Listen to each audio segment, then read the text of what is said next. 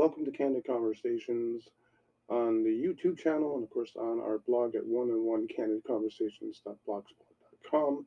I'm Cliff, and this morning I'm doing another video. Hey, how about that? Two in a row. So I just did one on Uber Eats, and actually it's funny, when I was just talking with my brother-in-law, he was kind of concerned about driving around on a bike, and I appreciate that concern, so thanks, Roger. But this morning I want to talk a bit about something else. Lisa Laflamme. What a firestorm that has become for Bell Media. It has been a couple of weeks now since Lisa Laflamme uh, posted a video stating that she had been fired, had been let go. Her contract had been nullified. She's no longer the anchor. Omar Sachedina is the new anchor at CTV for the 11 o'clock news, and basically is going to continue in the role. And he has officially started, I believe, as of yesterday. I think he may have done some up until yesterday, but officially he's now on the anchor desk doing the work as the editor in chief and of course the anchor for the 11 o'clock news on CTV, which is of course the brand right across the country. I don't think he should have taken the job. I don't think Omar Sachedina should have done that. I think he should have said, "I'm going to wait. I'm going to let you basically try and work this out. See if there's a better way we can put this out there and resolve this with our audience." Because the bottom line is that the audience is not happy. I mean, really not happy at all. Even I, as an audience member, I don't really watch CTV News at 11 o'clock, but even as an audience member and a former broadcaster myself, I'm not impressed. I'm not impressed with the way this went down. Now, were there things that were going on behind the scenes with Lisa and management? Probably. Were there things that were said between the two groups, or the individual and the group? Probably. But let's face it, this was not well done. This is not something that you want to do. And Bell Media really screwed up here. They really made a big mistake in the way they handled this and are handling it, even to now. What they're trying to do is push back, saying it's not ageism, it's not about her gray hair, it's not about any of all of this and all of that. It doesn't matter. You've lost the narrative. You've lost the audience at this point, Bell. You've lost them. You've lost people like me. And the point is that when you do that, you have to try and bring them back. And immediately saying, well, Omar is going to be now the person that's going to do this. He's going to be the new guy. While it's great that he is the new guy, he really should have been basically not the new guy. Um, Once this had been announced, it should have been like, okay, we're going to hold back. We're going to hold back. We're going to say, whoa, whoa, whoa, whoa. The audience is not happy here. We have to try and figure this out. And uh, management at Bell should have just basically gone forward and said, we're going to stop.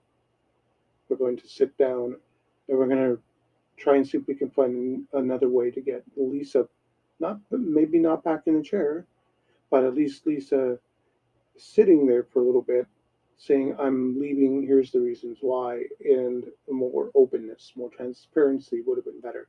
So the bottom line here is the story isn't going to go away. It's not. It's just not going to go away until the resolution from Bell comes through, which is basically, okay, we're going to be more transparent. We're going to explain this, why we made this decision, and this saying, oh, it's a business decision.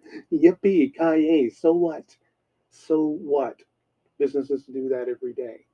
This is more than a business decision. This is probably political, and now we have to try and, as an audience, get our head around that. Okay, it's political. It's possible that some producer in there didn't like her. There's a whole bunch of things going on here, and that's what we're all speculating as the audience. So that's what I would say to Bell. The audience is now speculating on what really happened here, what really went on, how this actually came to be what it was and then what it is, and what it will be if you don't do something about it. So that's my take on this. That's the reason why I'm saying this. And having been in broadcasting for a short period from 1992 to 96, I kind of understand a little bit about the politics, and it seems like it hasn't really changed much. People of color are doing better, women are doing better, people with disabilities, and not so much within the media. We're not really well represented, people who are visually impaired or otherwise. are really not in the media now. On television shows and such, you do see a lot of things changing, a lot of roles basically being explored as far as um, acting goes. We see, for example, on Chicago Med, psychiatry explored. The Facts of Life, we saw a deaf person, so that was really kind of cool. But that was back in the '80s. We haven't seen much.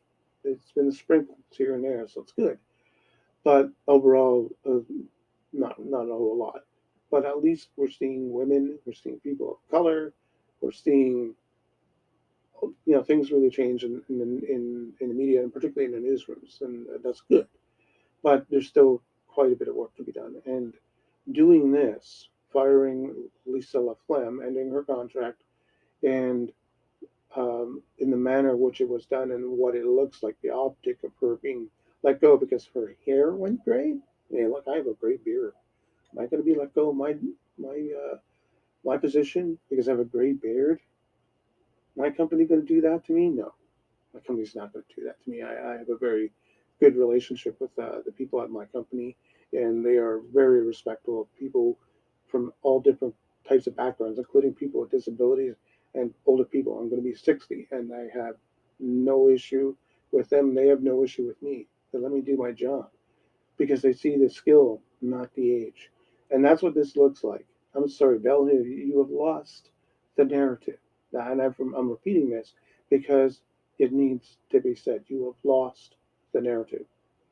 It's over. You haven't got something to come back with to the audience at this point until you basically address this, till your management comes out of its offices, of its CEO mentality and its C-level mentality, and starts coming down to the level of the audience and saying, okay, we need to talk to you as an audience and explain this, why we did it. Having some representatives saying, oh, we're not going to discuss it anymore, that's not the answer. The answer is we are going to discuss this. We're going to have uh, somewhere along the line, we're going to have our CEO, we're going to have the person who's in charge of that newsroom talk about this. It does need to be addressed. There's not going to be a go away here. You can't make it go away. It's too much, and it's still going on even after 3 or 4 weeks. And I know I keep pushing on this point, but it's a point that needs to be pushed on because of the fact that it's just not going to go away. And until you sit down and explain to the audience from the C-level uh, seat, from the manager level seat, that is not going to go away. That issue is not going to go away. So I'm going to actually turn this video gray myself in support of Lisa Laflamme. You'll see it in a gray format. Don't adjust your colors because it is going to be gray because I do support Lisa. Do I think that she did some things wrong? I have to agree with one thing that there is a possibility of some things that might have been said on her part that were incorrect and shouldn't have been said. There might have been some things that she did that were not quite appropriate. Who knows? But we don't know. That's the problem. We don't know from her side and from the folks at CTV because of the signing of documents saying, I'm not going to talk about it. Well, you need to talk about it. That's the bottom line. That's what I'm trying to get to. We need to talk about this so that we can sort it out and then let Sachedina, Omar Sachedina, actually do his job the way it's supposed to be done without the clutter of the thing around him that is uh, in his face all the time. And that's what it is. It's right here. It's like this. It's in his face because he's not going to be able to shake this until it's actually resolved. He won't. He'll still be able to do his job. He's still going to be the professional he's going to be. But Omar Sachedina is not going to be able to get past this until CTV really truly goes forward and addresses it with us as the audience. And that's basically it. That's my take on this. And I hope that somebody out there who is part of the C level sees this particular video on one-on-one candid conversations.blogspot.com and of course on our YouTube site and says, you know what, he's an audience member. He's been in broadcasting. He knows. And a lot of people will say, "Who are you?" Well, not really a big star. I wasn't, but I can tell you from one experience, and I will share this. One time when I was looking for work in broadcasting and radio, I went out to a radio station, and um, the guy said to me, "You're too old and you're blind. Why would I hire you?"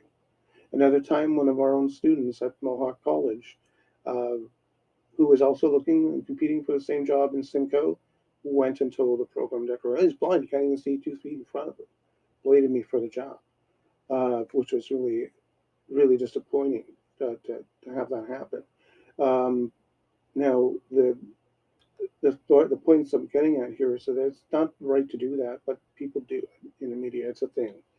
But I lived with it. I was simply said, okay, you know, Greg Diamond was the guy who did this at the radio station in Rockville.